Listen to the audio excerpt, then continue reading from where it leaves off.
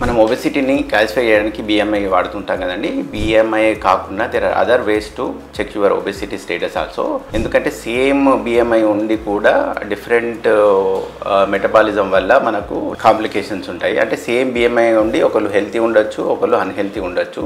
Things to consider is visceral fat. మన బాడీలో ఉన్న ఫ్యాట్ కంటెంట్ను బట్టే మనం ఒబెసిటీ సీరియస్ కాదా లేదా అని డిసైడ్ అవుద్ది. సో దీనికి BMI కాకుండా అదర్ వేస్లో కూడా మనము ఒబెసిటీని మెజర్ చేస్తాము.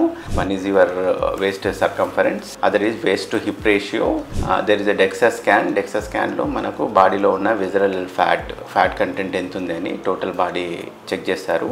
అండ్ అదర్ ఇంపిడెన్స్ మెథడ్స్లో కూడా మన బాడీలో ఉన్న ఫ్యాట్ కంటెంట్ని మనము మెజర్ చేస్తాము. దీంతో మనకు ఈవెన్ దో పేషెంట్స్ కొంతమందిలో ఈవెన్ ద BMI ఎక్కువ ఉండి కొందరికి నార్మల్ ఉండడము, lean personality and BMI normal ఉండి కూడా వాళ్ళ బాడీలో ఎక్కువ విజరల్ ఫ్యాట్ ఉండే అవకాశం ఉంటుంది. ఈ కేసెస్లలో మనము ఇట్లాంటి అదర్ మెథడ్స్ తోటి కూడా మనము ఒబెసిటీని క్లాసిఫై చేసుకోవచ్చు.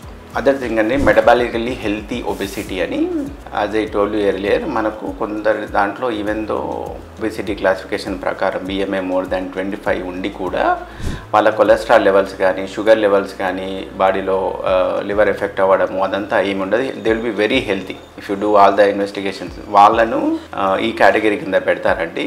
వీళ్ళకు అంటే they are metabolically good, they are able to process the your cholesterol or fats in very well. ఈ కేసెస్ ఇనీషియల్గా మనకి ఏమీ ఉండకపోవచ్చు, బట్ ఈ ఒబెసిటీ వల్ల అంటే పర్సే బరువు వల్లనే మనకు other complications like mechanical complication like మన నీ జాయింట్స్లలో అరిగిపోవడాలు కానీ అబ్స్ట్రక్టివ్ స్లీప్ యాప్నియా అట్లాంటివి వచ్చే అవకాశాలు ఉంటాయి. సో ఈ కేసెస్ కూడా ఓవర్ ద పీరియడ్ మనం వెయిట్ పెరుగుతున్నామని అనుకుంటే అది కూడా మళ్ళీ కాంప్లికేషన్స్కు లీడ్ అయ్యే అవకాశం ఉంటుంది.